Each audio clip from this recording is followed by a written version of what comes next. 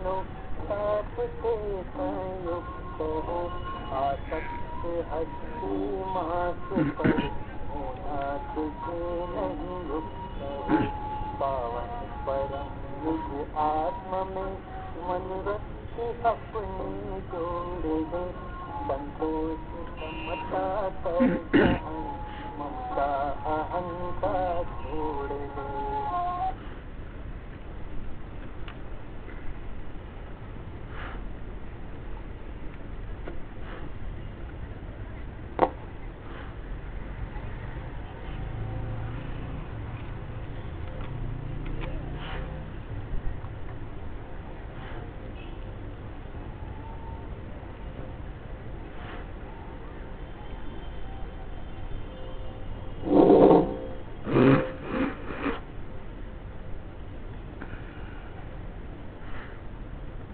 तार थोड़ा इधर कर।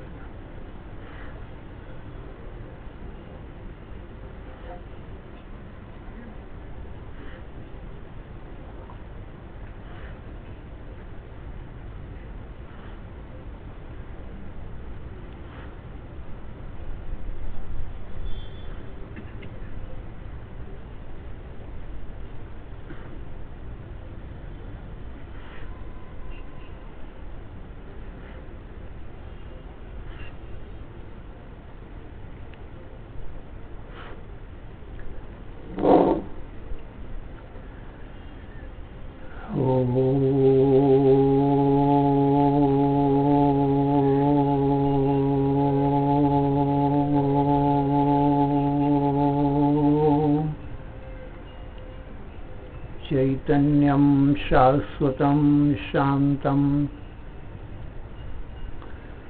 व्योमातीतं निरञ्जनं नादबिन्दुकलातीतं तस्मै श्रीगुरवे नमः। सर्वश्रुतिशिरोरत्नं विराजितपदाम्बुजं वेदान्ताम्बुजमार्तण्डं तस्मै श्रीगुरवे नमः। अज्ञानतिमिरान्धस्य ज्ञानाञ्जनशलाकया चक्षुः उन्मीलितं येन तस्मै श्रीगुरवे नमः। अखण्डानन्दबोधाय शिष्यसन्तापहारिणे सच्चिदानन्दरूपाय रामाय गुरवे नमः। अखण्डमण्डलाकारं व्याप्तं येन चराचरं तत्पदं दर्शितं येन तस्मै श्रीगुरवे नमः।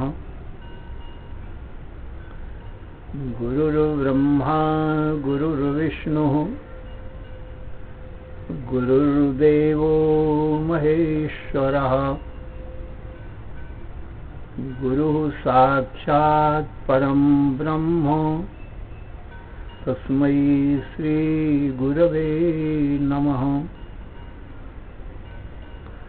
न गुरोः अधिकं तत्त्वं न गुरोः अधिकं परम्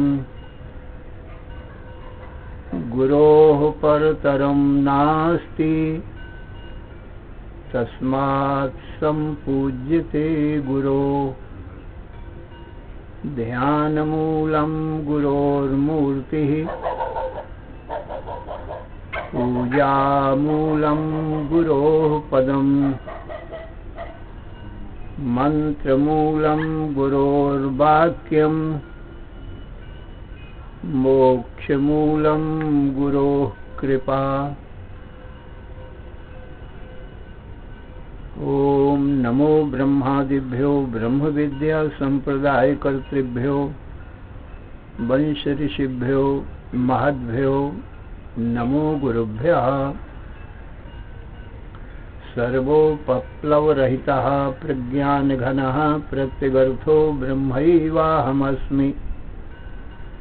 नारायणं पद्मभवं वसिष्ठं शक्तिं च तत्पुत्रपराशरं च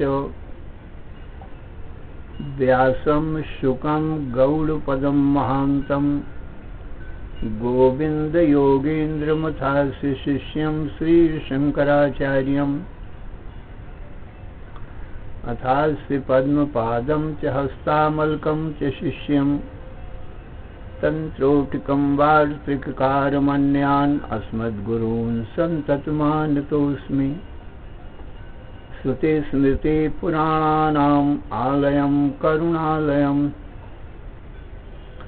नमामि भगवत्पादं शङ्करं लोकशङ्करम्। शङ्करं शङ्कराचार्यं केशवं बादरायणम् सूत्रभाष्यकृतौ वन्दे भगवन्तौ पुनः पुनः। ईश्वरो गुरुः आत्मेति मूर्तिभेदो विभागिने व्योमवद्व्याप्तदेहाय दक्षिणामूर्तये नमः। अशुभानि निराचष्टे तनोति शुभसन्ततिं स्मृतिमात्रेण यत्पुंसां ब्रह्म तन्मङ्गलं परम्। अतिकल्याणरूपत्वान् नित्यकल्याणसंश्रयात् स्मर्तॄणां वरदत्वाच्च ब्रह्म तन्मङ्गलं विदुः। ओंकारश्चाथ शब्दश्च द्वौ एतौ ब्रह्मणः पुरा कंठं भित्त्वा विनिर्यातौ तस्मान्माङ्गलिकौ उभौ। ओम तत्सत् परब्रह्मणे नमः। श्री राम जय जय राम। श्री राम जय जय राम।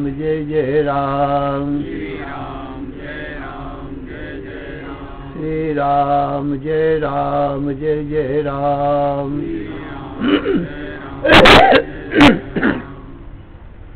धर्म की अधर्म का प्राणियों में विश्व का हर हर महादेव।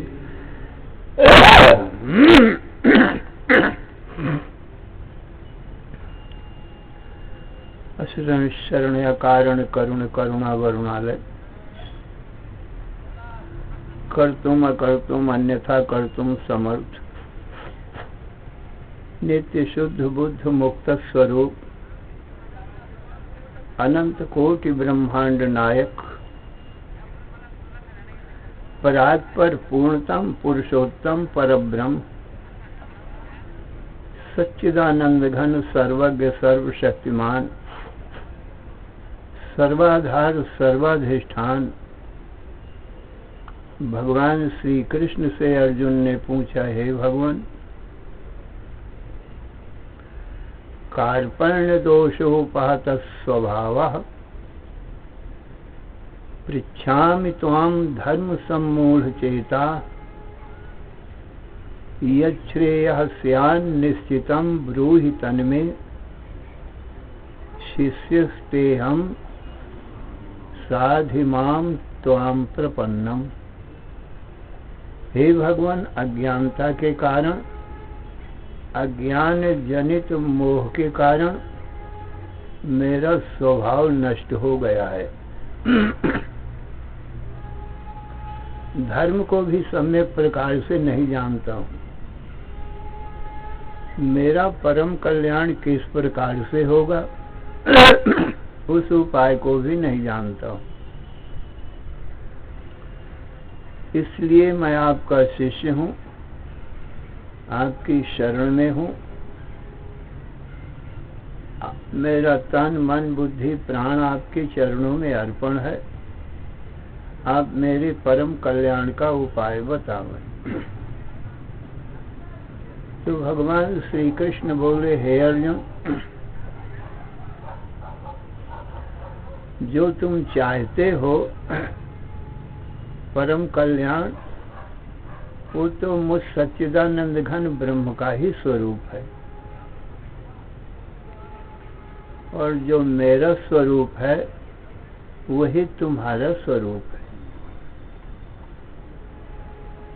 मुझ ईश्वर और तुझ जीव के जो वास्तविक स्वरूप है, लक्ष्यार्थ है, उसमें भेद नहीं है। वाच्यार्थ में भेद है, और ये जो अज्ञान है, ये तुम्हारे स्वभाव को नष्ट नहीं कर सकता है। तुम्हारा स्वभाव सच्चित आनंद है, क्योंकि मुझ ईश्वर के तुम अंश हो। जो मेरा स्वरूप है सोई अंश का स्वरूप है। अंश अंशी के स्वरूप में भेद नहीं होता है। ईश्वर अंश जीव अविनाशी, चेतन, अमर, सहज, सुख राशि। स्वभाव से ही तुम्हारा स्वरूप अविनाशी है, माने जन्म मरण नहीं है। चेतन है माने अनंत अखंड ज्ञान रूप है। अमल है माने निर्मल है, माया मल से मलिन नहीं होता है। सहज सुख राशि, स्वभाव से ही सुख राशि। इसलिए सच्चित आनंद स्वरूप तुम्हारा है ही। केवल जो जीव ईश्वर का भेद है वो वाच्यार्थ में ही है, और ये अज्ञान केवल वाच्यार्थ को आवरण करता है, नाश नहीं कर सकता है। आवरण माने एक आच्छादन कर सकता है, ढाक सकता है। जैसे मेघ सूर्य का नाश तो नहीं कर सकते हैं, पर आच्छादन कर सकते हैं। जीव के और सूर्य के बीच में यदि मेघ आ जाए, बादल आ जाए, तो सूर्य ढका हुआ सा मालूम पड़ता है, आच्छादित मालूम पड़ता है। सूर्य का दर्शन जीव को नहीं होता है। और जब वायु चलती है, मेघ चले जाते हैं, तो फिर सूर्य का दर्शन होने लगता है। ऐसे ही हे अर्जुन, ये अज्ञान या माया रूपी मेघ है, यही बीच में आ गया है, तो मुझे ईश्वर का दर्शन तुमको नहीं होने देता है। और मेरे उपदेश रूपी वायु से ये अज्ञान माया रूपी मेघ हट जाएगा, तो मेरा दर्शन होने लगेगा। माया मेघो जगन्नीरम वर्षत्वेषु यथा तथा चिदाकाशस्य नो हानिः न वा लाभ इति स्थितिः। अर्जुन, हमारा तुम्हारा स्वरूप जो चिदाकाश है, चेतन माने ज्ञान रूपी आकाश। जैसे आकाश में बादल आते हैं, वर्षा करते हैं, और आकाश में ही लीन हो जाते हैं, पर आकाश को स्पर्श नहीं करते हैं। इसलिए आकाश की कोई न हानि होती है, न कोई लाभ होता है। कितना भी बादल पानी बरसे, आकाश को तो स्पर्श करेंगे नहीं, आकाश तो गीला होगा नहीं। तो आकाश की कोई हानि नहीं है, और आकाश को कुछ लाभ भी नहीं है। पानी बरसे तो पृथ्वी को लाभ हो सकता है। पृथ्वी में वनस्पतियां, आम, अमरूद, अनार, अंगूर, गेहूं, जौ, चना, इनके उत्पत्ति रूपी लाभ हो सकता है। पर आकाश में, आकाश को क्या लाभ है? और हानि भी नहीं है। इसी प्रकार से अर्जुन, हमारा तुम्हारा आत्मा चेतन रूपी आकाश है, सचेत आनंद रूपी आकाश है, और आकाश से भी अति सूक्ष्म है। यदि माया रूपी मेघ आ गया,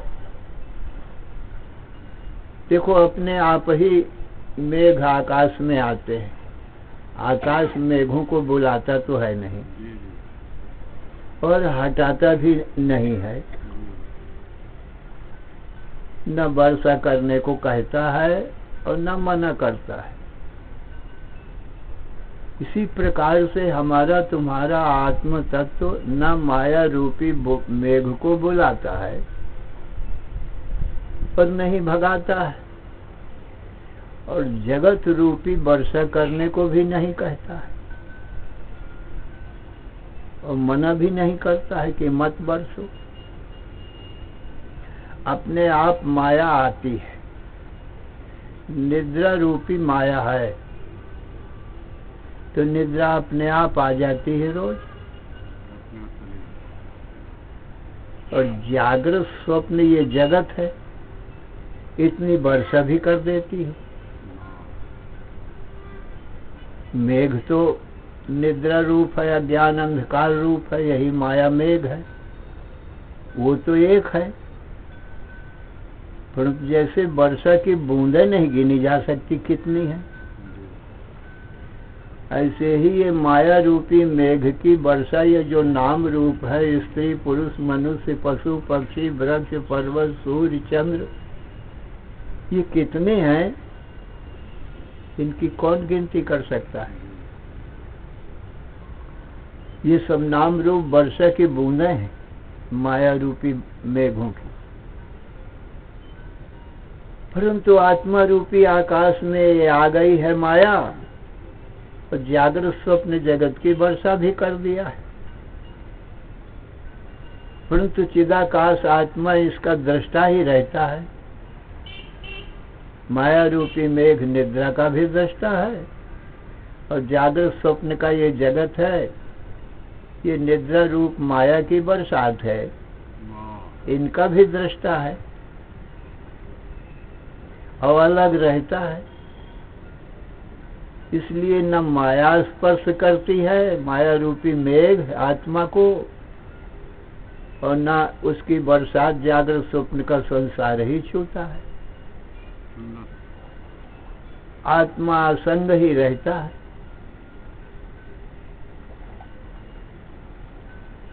इसलिए हमारे तुम्हारे सच्चित आनंद स्वरूप आत्मा की न तो कोई हानि है, क्योंकि कोई स्पर्श हुआ ही नहीं, और न ही कोई लाभ है। कितनी भी वर्षा हो, आत्मा तो गीला नहीं होगा। आकाश से भी अति सूक्ष्म है आत्मा, चिदाकाश। चिदाकाश आकाश वासम भजे हम। जो चेतन रूपी आकाश वो इतना सूक्ष्म है, ये भूताकाश में भी व्यापक है, इतनी सूक्ष्म है। इसलिए चिदाकाश की कोई हानि या लाभ नहीं होता है, ज्यों का त्यों शुद्ध स्वरूप रहता है। अब देखो ये माया रूपी मेघ ही हमारे तुम्हारे चिदाकाश में आकर के चिदाकाश का प्रतिबिंब धारण करता है। तो जो मुख्य मेघ है निद्रा सुसुप्ति, हमारे ही चेतन रूपी आकाश का धारण करके, प्रतिबिंब को धारण करके उसकी ईश्वर संज्ञा हो जाती है। समझना जरा। और जो इस माया का कार्य है जागृत स्वप्न, इसी को स्थूल सूक्ष्म शरीर भी कहते हैं। इस सूक्ष्म शरीर की उपाधि से ये चिदाकाश सच्चिदानंद ब्रह्म ही जीव संज्ञा को प्राप्त होता है।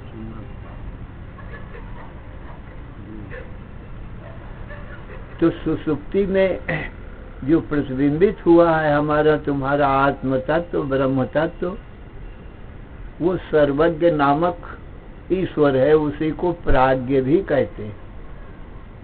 प्राज्ञ को ही मांडूक्य उपनिषद में कहा है, एष सर्वेश्वर एष सर्वज्ञ एष अंतर्यामी एष योनि सर्वस्य प्रभवाप्यो ही भूतानाम। हे ईश्वर, और जागृत स्वप्न, इसमें स्थूल सूक्ष्म शरीर है। जागृत में स्थूल और स्वप्न में सूक्ष्म शरीर है। इनमें जो वही ब्रह्म प्रतिबिंबित हुआ तो विश्व तेजस नाम का ये जीव हुआ है। तो ये अल्पज्ञ हुआ है। तो कार्योपाधिरयम् जीवः कारणोपाधिरीश्वरः कार्यकारणतां हित्वा पूर्णबोधो वशिष्यते। अर्जुन, कार्य उपाधि से वो सच्चिदानंद घन ब्रह्म ही जीव कहलाता है, और कारण उपाधि से वही सच्चिदानंद घन ब्रह्म कहलाता है, ईश्वर कहलाता है। और कार्य कारण ताम हित्वा, और कार्य कारण को यदि त्याग दिया जाए, फिर देखा जाए तो शुद्ध चेतन ब्रह्म ही शेष रहता है। तो कारण ईश्वर सर्वज्ञ रहता है, सर्वशक्तिमान रहता है, जगत की उत्पत्ति पालन संहार करता है, और जीव अल्पज्ञ रहता है, अल्प शक्तिमान रहता है कार्य उपाधि से। तो ये जीव और ईश्वर का वाच्यार्थ है। तो वाच्यार्थ में भेद रहता है और लक्ष्यार्थ में ही अभेद रहता है। वाच्यार्थ में भेद ही रहेगा, अभेद नहीं हो सकता है। क्यों? उपाधि युक्त है ना। तो लक्षणा के द्वारा, भाग त्याग लक्षणा के द्वारा उपाधियों का परित्याग किया जाता है। लक्षणा तीन प्रकार की होती है। एक तो जहात लक्षणा होती है, दूसरी अजहात लक्षणा होती है, और तीसरी भाग त्याग लक्षणा होती है। जात लक्षणा उसको कहते हैं जैसे गंगायाम घोषा, जहाँ वाच्यार्थ का त्याग करके तट का ग्रहण किया जाए उसको जात लक्षणा कहते हैं। किसी ने कहा गंगा में गऊ का बाड़ा है, तो अब कहने वाले के अभिप्राय को समझने के लिए लक्षणा करना पड़ेगा, क्योंकि गंगायाम का अर्थ होता है गंगा का धारा, गंगा की धारा। गंगा के बीच में, गंगा में गऊ का बाड़ा है, गौशाला है, सो गंगा जी में तो हो नहीं सकता है। तो फिर कहने वाले का अभिप्राय समझना पड़ता है। फिर उसने कहा क्यों, वो भी झूठ बोलता नहीं है।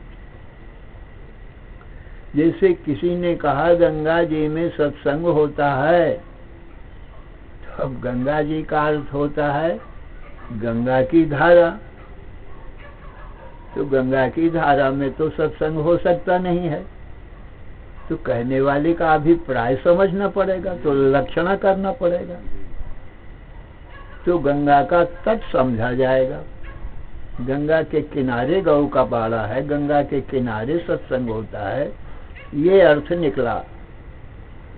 तो वाच्यार्थ का संपूर्ण त्याग हो गया ना।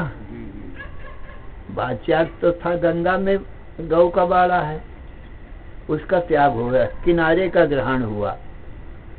यदि महावाक्य में ये जाहत लक्षणा घटाई जाए तो वाच्यार्थ संपूर्ण का त्याग हो जाएगा।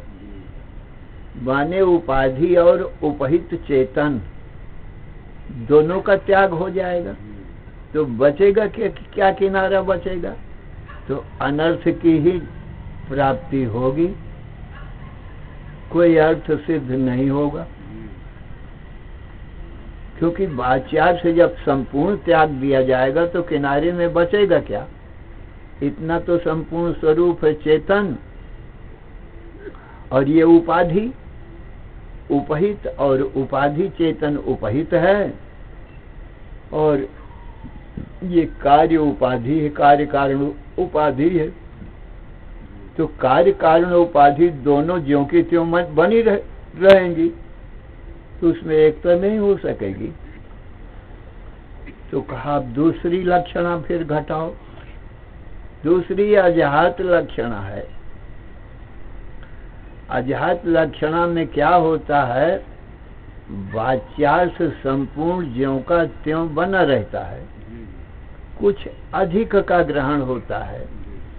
जैसे किसी ने कहा शोणा धावती, शोण नाम लाल रंग का है, लाल रंग धावत माने दौड़ता है। तो सज्जनों, लाल रंग तो कभी दौड़ता हुआ किसी ने नहीं देखा, और न लाल रंग दौड़ सकता है। तो कहने वाले का अभिप्राय फिर समझने के लिए कुछ लक्षणा करना पड़ेगा। तो लक्षणा करने पर ये पता लगेगा कि लाल रंग का घोड़ा दौड़ता है। तो इसमें ये अजाहत लक्षणा है। वाच्यार्थ तो पूरा का पूरा बना रहा, कुछ भी। जाहत कहते हैं त्याग को, अजाहत कहते हैं न त्यागा जाए। तो वाच्यार्थ तो ज्यों का त्यों बना रहा। तो वाच्यार्थ में ही तो विरोध था। तो तत्व पद में जीव ईश्वर में विरोध तो ज्यों का त्यों बना रहा, और कुछ अधिक का ग्रहण होगा तो शून्य का ग्रहण होगा, तो भी अनर्थ की ही प्राप्ति होगी, कोई अर्थ निकलेगा नहीं। तो जाहत लक्षणा अजाहत लक्षणा ये दोनों महावाक्य में तत्व पद में नहीं घटती। तो फिर कहा भाग त्याग लक्षणा घटेगी इसमें। भाग त्याग लक्षणा का अर्थ होता है सोयम देवदत्ता, यह वही देवदत्त है। कोई काशी का राजा था, उसका नाम देवदत्त था। तो उसकी सवारी निकल रही थी काशी में। उसी समय कोई गंगा के किनारे के गांव में रहने वाले यात्री लोग काशी यात्रा करने के लिए गए थे। तो उन लोगों ने भी उस देवदत्त नामक राजा की सवारी देखी, उसी दिन निकल रही थी। आगे पीछे सिपाही चल रहे थे, हाथी में बैठा हुआ राजा था, और सब जय जयकार कर रहे थे काशी नरेश की। तो सज्जनों, वो यात्री तो अपन चले आए और सवारी भी देख आए और यात्रा भी कर आए, अपने गांव में लौट आए। कुछ काल में उस राजा को वैराग्य हो गया, तो अपना राजपाट छोड़ करके, हाथ में दंड कमंडलू लेकर के, कासाय वस्त्र धारण करके, और गंगा के किनारे किनारे किनारे हिमालय की यात्रा कर दिया। जो सन्यासी साधु होते हैं वो हिमालय की यात्रा करते हैं, हिमालय में आकर के तपस्या करते हैं। ये देव भूमि है, परम पवित्र भूमि है सज्जनों ये। तो रास्ते में उन यात्रियों का भी गांव पड़ा। तो गांव में वो राजा भिक्षा मांगता हुआ और खाता हुआ और गंगा के किनारे ही विश्राम किसी वृक्ष के नीचे कर लेता। फिर दूसरे दिन पैदल चल देता गंगा के किनारे किनारे किनारे किनारे। तो वो गांव वालों ने उस राजा को देखा साधु के वेश में। तो किसी ने कहा गांव वाले ने कि भाई हम आप लोग जब वहां गए थे, काशी यात्रा में गए थे, वहां हमने इस राजा को देखा था। इस साधु वेश में वही राजा है देवदत्त नामक। तो दूसरा यात्री कहता है अरे कहाँ राजा और कहाँ ये भिक्षु भिखारी, तुम भी राजा और भिखारी की एकता करते हो। कहा नहीं भाई ये वही राजा है, नहीं तो चलो इसके पास चलते हैं पूछ लेते हैं। तो उससे पूछा आकर के क्या भाई हमको कुछ भ्रम तो नहीं हो रहा है, आप क्या देवदत्त नामक काशी के राजा हैं? हम काशी यात्रा में गए थे तो आपकी सवारी निकल रही थी उस समय, तब हमने आपको देखा था। राजसी पोशाक पहने हुए, मुकुट धारण किए हुए, ये वेश में हमने देखा था। अब तुमको ये साधु वेश में देख रहे हैं, भिक्षुक वेश में देख रहे हैं। तो उसने कहा हाँ मैं वही राजा हूँ, मुझे वैराग्य हो गया, संसार असार दिखने लगा कि संसार में सुख शांति नहीं है, इसलिए भगवान की भक्ति करने के लिए, भजन करने के लिए मैंने राजपाट त्याग दिया। अब जा रहा हूँ हिमालय में जाकर के तपस्या करूंगा। तो ये निश्चय हो गया कि ये वही राजा है। तो उस काशी देश का और उस काल का और उन वस्तुओं का जो राजा की वस्तुएं थी और राजकाज रूपी कर्म का, वो सब त्याग करके और इस देश काल वस्तु को त्याग करके ये भिक्षुकपना और उसके वस्त्रपना और इनका सबका दोनों का त्याग करके व्यक्ति मात्र को देखा जाए, पुरुष मात्र को देखा जाए तो पुरुष वही है।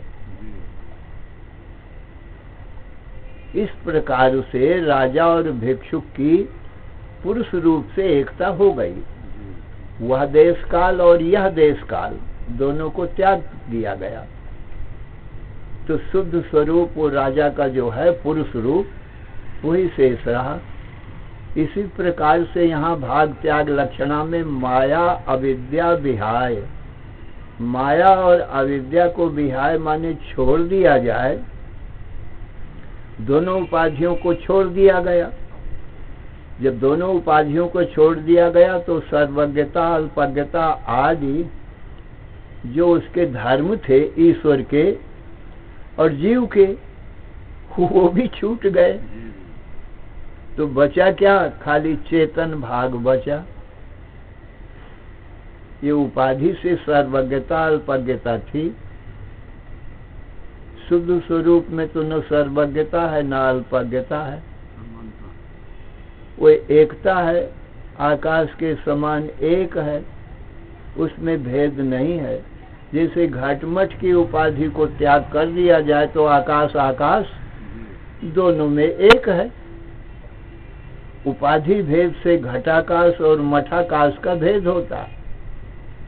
घटाकाश में रहा नहीं जा सकता, पानी भरा जा सकता है, और मठाकाश में रहा जा सकता है पर पानी नहीं भरा जा सकता है।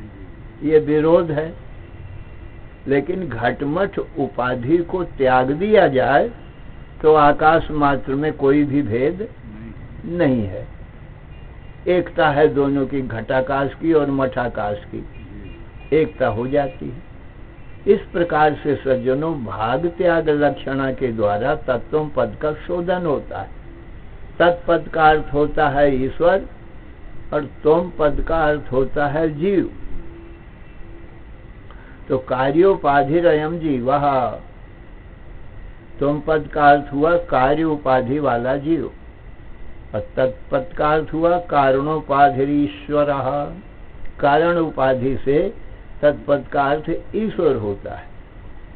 और ये भाग त्याग लक्षणा होगी, कार्य कारणताम हेत्वा, कार्य और कारण को त्याग दिया, उपाधियों को दोनों को त्याग दिया, तो पूर्ण बोधो वशिष्यते। पूर्ण बोध माने ज्ञान ही शेष रह गया, उपाधि चली गई। इस प्रकार सज्जनों उपाधि त्यागने के बाद में हमारे देह इंद्रिय मन बुद्धि प्राण सब त्यक्त हो गए, तो केवल दृष्टा साक्षी मात्र ही बचा, दूसरा कोई भी शेष नहीं रहता है। तो अपने आप को उपाधि से रहित जान लेना ही वास्तविक ज्ञान है। और ये उपाधियां हैं हमारे देह इंद्रिय मन बुद्धि प्राण, जागृत स्वप्न सुषुप्ति और स्थूल सूक्ष्म कारण। कोई कारण ईश्वर की उपाधि हो गई, और कार्य जो है स्थूल सूक्ष्म ये जीव की उपाधि हो गई। तो उपाधियों से ही ये जीव और ईश्वर की वास्तव में कल्पना है सज्जनों, और वास्तव में ये सत्य नहीं है। तो माया भासेन जीवेशौ करोतीति श्रुतत्वतः, कल्पिता वेव जीवेशौ ताभ्याम सर्वं प्रकल्पितम। कहते हैं माया ने ही दो रूप धारण करके, विद्या विद्या कहो चाहे कार्य और कारण कहो, उपाधि से जीव और ईश्वर की कल्पना कर दिया। ताभ्याम कल्पिता वेव जीवेशो, इसलिए जीव और ईश्वर भी कल्पित है, क्योंकि माया कल्पित है और माया की उपाधियां कल्पित है, और उपाधियों में जो चिदाभास है वो भी कल्पित है। तो कल्पिता वेव जीवेशो, इसलिए जीव ईश्वर कल्पित ही है, और इनका बनाया हुआ ये जगत भी कल्पित है। ताभ्याम सर्वम प्रकल्पितम, इन दोनों ने फिर ये सब जगत की कल्पना किया। ईक्षणादि प्रवेशांता सृष्टिरीशेन कल्पिता, जागृदादि विमोक्षांता संसारो जीव कल्पिता। ईश्वर ने ईक्षण किया, तदैक्षत बहुश्याम प्रजाएयो, ईश्वर ने ईक्षण किया कि मैं एक हूँ बहुत हो जाऊं। ईक्षण मात्र से, इच्छा मात्र से वो बहुत हो गया। सब स्त्री पुरुष मनुष्य पशु पक्षी वृक्ष पर्वत सूर्य चंद्र सब कुछ बन गया, ये सब शरीर बन गए। फिर देखा कि ये सब मुर्दा जैसे पड़े हुए हैं, तो प्राविशद जीव रूपता, ये शरीर तो मुर्दा के मुर्दा तो अब भी हैं, ये जीव के कारण ये चलता फिरता है ये मुर्दा शरीर, और जीव निकल जाए तो फिर मुर्दा ही है। तो प्राविशद जीव रूपता, जीव रूप से चिदाभास रूप से ईश्वर प्रवेश कर गया इन सब शरीरों में। तो ये सब शरीर मुर्दा सब उठ खड़े हुए, देखने लगे, सुनने लगे, बोलने लगे, एक दूसरे की बात समझने लगे, क्योंकि चिदाभास में भी तो चेतन का आभास होने से कुछ ज्ञान रहता है, और संसार के विषयों का ज्ञान होने लग गया, शब्द स्पर्श रूप रस गंध। तो ईक्षणादि प्रवेशांता, एक क्षण से लेकर और जीव रूप से प्रवेश पर्यंत सृष्टि ही से कल्पिता, ये ईश्वर के द्वारा इतनी सृष्टि कल्पित हुई। और जीव ने कितना संसार बनाया है, कहा जागृदादि विमोक्षांता संसारो जीव कल्पिता।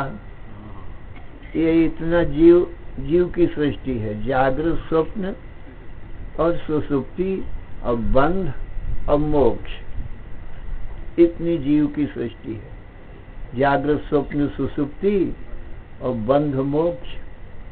अपने स्वरूप को न जानना ये अज्ञानता, और फिर ईश्वर कृपा, गुरु कृपा से अपने स्वरूप को जानना, ये मोक्ष। इतनी जीव की सृष्टि। तो सज्जनों, अब जब उपाधियों का त्याग हो जाता है तो इनकी सृष्टि का भी त्याग हो जाता है, कल्पना शांत हो जाती है, और ये जितनी भी कल्पना है फिर अधिष्ठान में मिल जाते हैं। जितनी मिथ्या वस्तु है, जैसे छाया पुरुष से उत्पन्न होती है, पुरुष में रहती है, फिर पुरुष में लीन हो जाती है, तो छाया तो झूठी है, उस पुरुष में मिलेगी। ऐसे ही ये माया, जागृत स्वप्न सुषुप्ति, ये भी छाया रूप है, और इनमें जो आभास है वो भी प्रतिबिंब ही रूप है। ये मिथ्या है, और मिथ्या की निवृत्ति सज्जनों सत्य में ही हुआ करती है। इसलिए जीव, ईश्वर, जगत, ये सब मेरा अधिष्ठान ब्रह्म में ही मिल जाएंगे। अधिष्ठान से भिन्न नहीं जगत निवृत्ति बखान, सर्प निवृत्ति रज्जु जिम भय रज्जु का ज्ञान। इसलिए वेदांत का ये सिद्धांत है, वेदांत सिद्धांत निरुक्तिरेषा ब्रह्मैव जीवः सकलं जगच्च, अखंड रूप स्थितिरेव मोक्षः ब्रह्मा द्वितीये श्रुतयः प्रमाणम। ईश्वर, जीव, जगत ये अध्यास रूप होने से अधिष्ठान ब्रह्म से भिन्न नहीं है। जैसे स्वप्न स्वप्न दृष्टा से भिन्न नहीं है, तरंगें जल से भिन्न नहीं है, आभूषण सुवर्ण से भिन्न नहीं है, अवश्य मिथ्या है। छाया प्रतिबिंब बिंब से भिन्न नहीं है, प्रतिबिंब मिथ्या जरूर है पर बिंब से अलग नहीं है।